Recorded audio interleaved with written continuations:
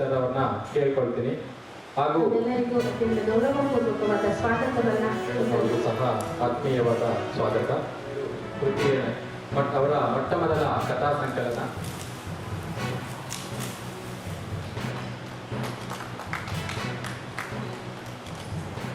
ಪುಸ್ತಕ ಬಿಡುಗಡೆ ಮಾಡಿದ ಎಲ್ಲರಿಗೂ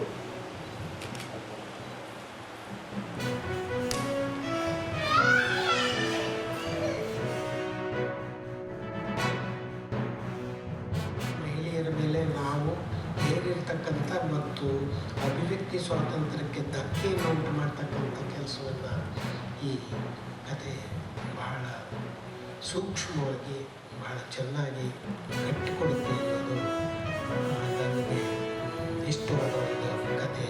ಈ ಕುಂಡನ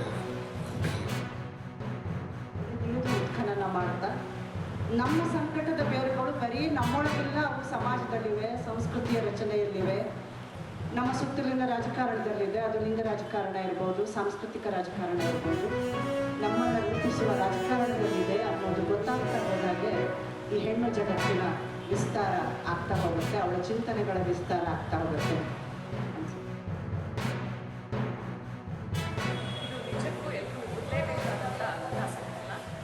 ಇತ್ತೀಚೆಗಷ್ಟೇ ಪುಸ್ತಕ ಅವರು ಮುದ್ರಕ್ ಪ್ರಶಸ್ತಿಯನ್ನು ಪಡೆದು ಕನ್ನಡದ ಮಹಿಳಾ ಕರ್ನಾಟಕ ಎಷ್ಟು ಶ್ರೀಮಂತವಾದ ಬಂದಿರುತ್ತೆ.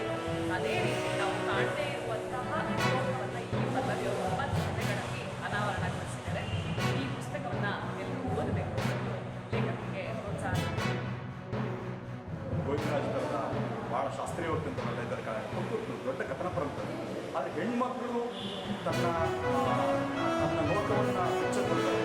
ಇನ್ಯಾವ ಲೋಕಗಳು ಅನಾವರಣಗಳು ನಮಗೆ ಇದನ್ನು ಬಿಚ್ಚಿಕೊಡ್ದೇ ಅಂತ ಬೇರೆ ಇನ್ನೊಂದು ಮಕ್ಕಳು ಕಾಣುತ್ತಲ್ವ ಅನ್ನೋ ಒಂದು ದೊಡ್ಡ ಆಸೆ ನನಗಿದೆ. ಸೊ ಹಾಗಾಗಿ ಯಡಿಯೂರು ಪಲ್ಲವಿ ಅವರ ಈ ಕಥಾ ಸಂಕಲನವನ್ನು ಭಾಳ ಮುಕ್ತತೆಯಿಂದ ನಮ್ಮ ತುಮಕೂರಿನಿಂದ ನಾವೆಲ್ಲ ಸ್ವಾಗತಿಸ್ತೀವಿ. ಈಗ ಇನ್ನೊಂದು ಏನು ಬರ್ತೀನಿ ಅಂದ್ರೆ ಮತ್ತೆ ನಮ್ಮ ಭೂಮಿಗೆ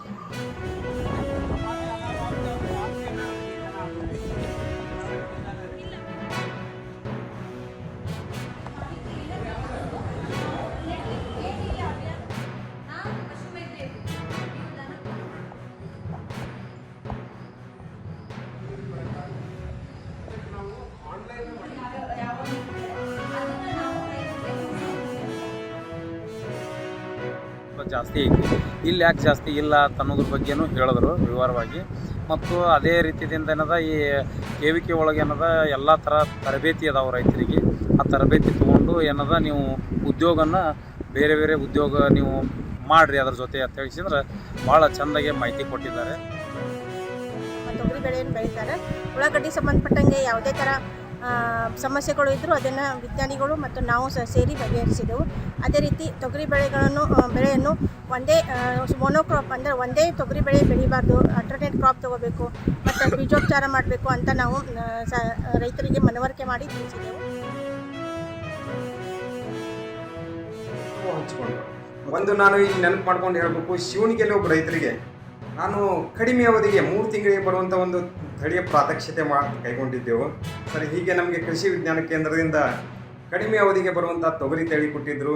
ನಂದು ಮಡ್ಡಿ ಜಮೀನಿತ್ತು, ಬೇಗನೆ ಮಾಗಿ ನನಗೆ ಒಳ್ಳೆಯ ಆದಾಯ ಬಂದಿದೆ ಅಂತೇಳಿ ತಮ್ಮ ಅನುಭವ ಹಂಚ್ಕೊಂಡ್ರು.